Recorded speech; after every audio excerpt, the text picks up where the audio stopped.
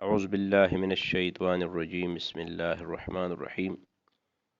سورہ بقرہ یہ مدنی صورت ہے اور اس میں 286 آیات اور 40 رکوعات ہیں۔ اس صورت کو سورہ بقرہ اسی مناسبت سے کہتے ہیں کہ اس میں بقرہ یعنی گائے کا ذکر موجود ہے۔ عربی میں یہ بقرہ لفظ گائے اور بیل دونوں کے لیے استعمال ہوتا ہے، یعنی میل اور فیمیل دونوں کے لیے استعمال ہوتا ہے۔ تو الف لام میم، اس الف لام میم کو حروف مقطعات کہتے ہیں۔ بس آپ یوں سمجھے کہ یہ ایبریویشنز ہیں۔ تو کچھ ایبریویشنز اس طرح ہوتے ہیں کہ اس کو مخصوص لوگ سمجھتے ہیں۔ مثلا دو انسان ہے، اس کا آپس میں تعلق ہے اور وہ ایک دوسرے کو میسیجز کے تھرو اے بی سی لکھتے ہیں، تو اور کسی کو پتہ نہیں ہے کہ یہ اے بی سی کیا چیز ہے، لیکن ان دونوں کو پتہ ہے کہ یہ اے بی سی یہ کیا چیز ہے۔ تو یہ ہڈن کوڈز ہے، چھپے ہوئے کوڈز ہے، اور اس کا مطلب اور معنی اللہ ہی کو معلوم ہے۔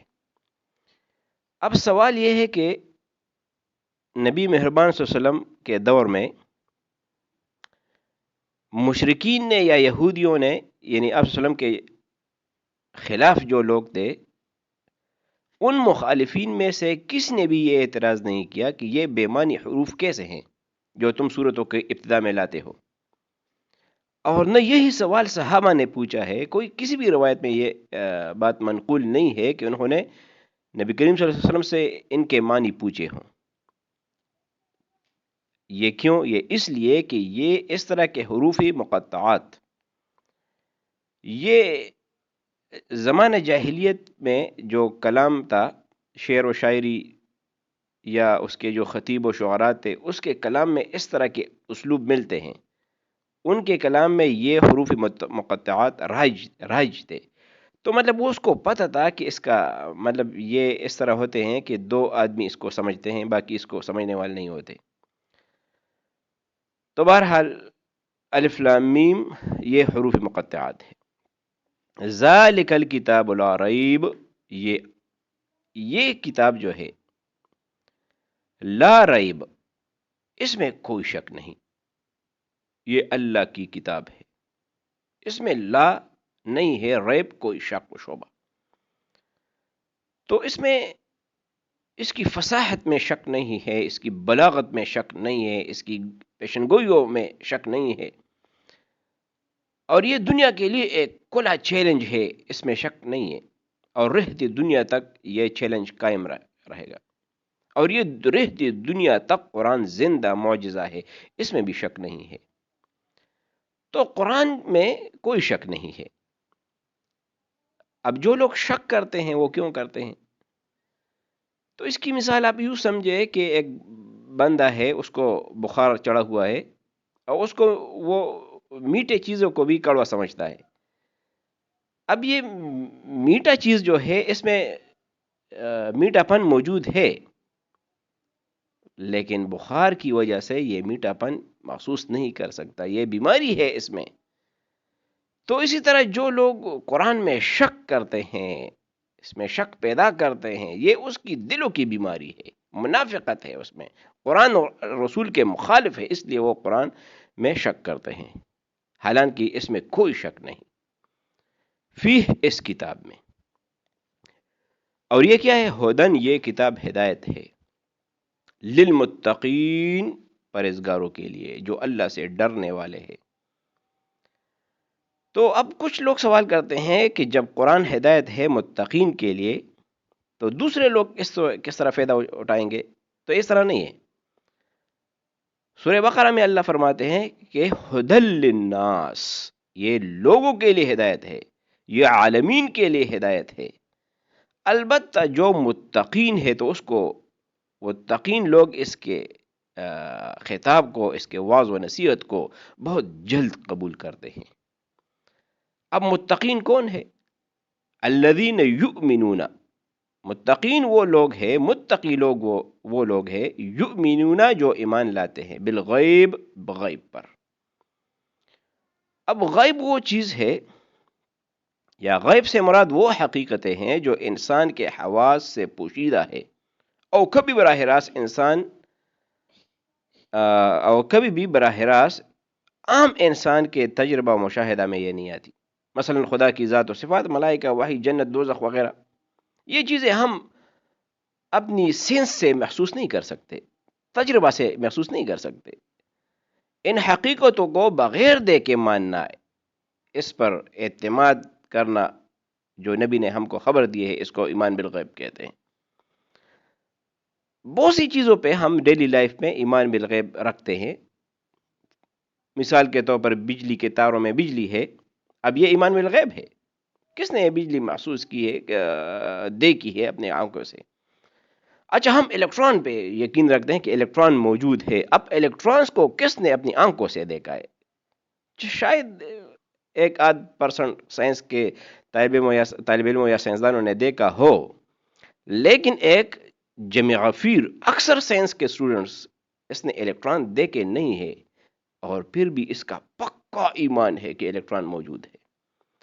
تو اسی طرح ہمارا بھی ایمان بالغیب ہونا چاہیے اللہ پہ، کہ اللہ موجود ہے، اللہ واحد ہے، اللہ نہ کسی کا باپ ہے نہ کسی کا بیٹا ہے، اللہ پہلے بھی تھا، بعد میں بھی رہے گا، اور اللہ ہی عبادت کے معبود ہے اور کوئی نہیں۔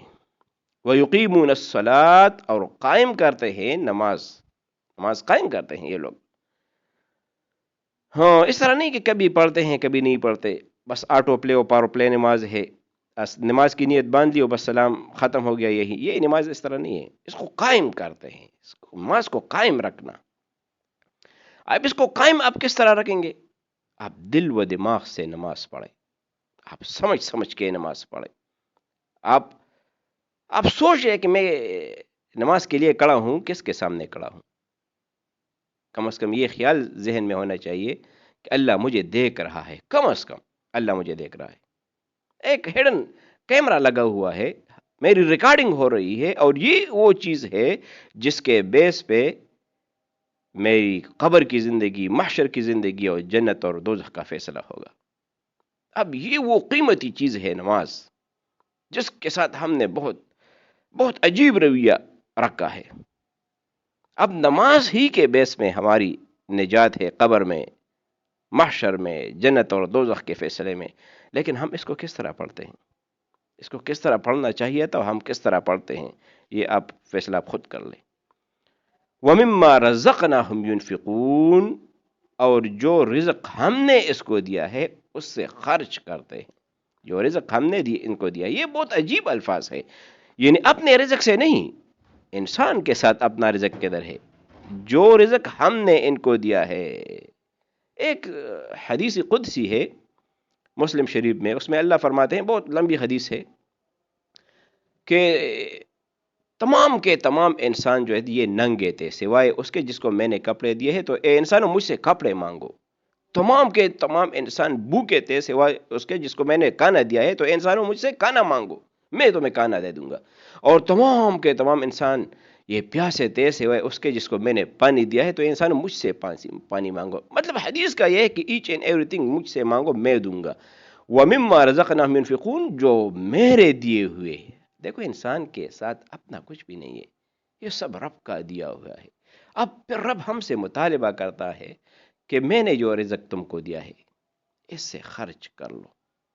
دیکھو، ہم کیمسٹری میں ایک فینامنا پڑھتے ہیں، ایک عمل پڑھتے ہیں، اس کو کہتے ہیں ریزوننس۔ ریزوننس کیا ہے؟ تو یہ ریزوننس، اس کو simply the delocalization of pi electrons keeping the position of atom fixed. تو جن مالیکیول میں، آرگینک کیمسٹری میں جن مالیکیول میں ریزوننس ہوتا ہے، دیٹ آر اسٹیبل مالیکیول، اس پہ اور مالیکیول اٹیک نہیں کر سکتے، وہ خود اسٹیبل رہتا ہے۔ لیکن جن مالیکیول میں ریزوننس نہیں ہوتا وہ انسٹیبل ہوتے ہیں۔ تو اسی طرح جس معاشرے میں ينفقون ہوتا ہے، خرچ ہوتا ہے، شیئرنگ ہوتا ہے، کس کا شیئرنگ؟ جدھر رزق کا شیئرنگ ہو، جدھر نالج کا شیئرنگ ہو، جدھر محبت کا شیئرنگ ہو، جدھر علم کا شیئرنگ ہو، تو وہ معاشرہ اسٹیبل ہوگا۔ اب ہم ہر چیز چھپاتے ہیں، ہاں؟ تو سب سے اسٹیبل معاشرہ کیا تھا؟ یہ مدینہ کی ریاست تھی، سب سے زیادہ شیئرنگ.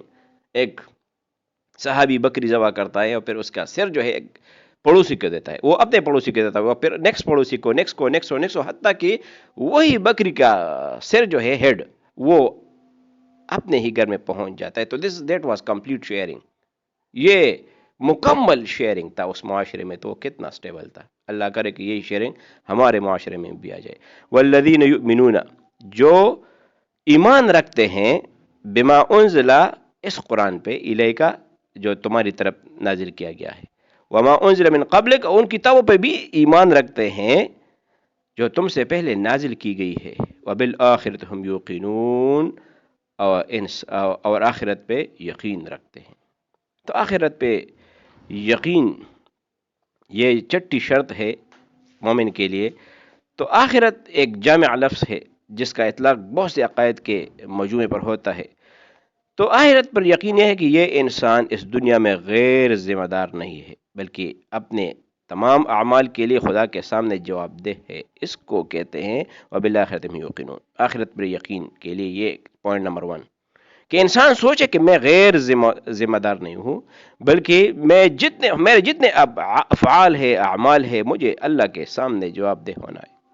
دوسری بات یہ کہ دنیا کا موجودہ نظام ابدی نہیں ہے، بلکہ ایک وقت پر جسے صرف اللہ ہی جانتا ہے اس کا خاتمہ ہو جائے گا.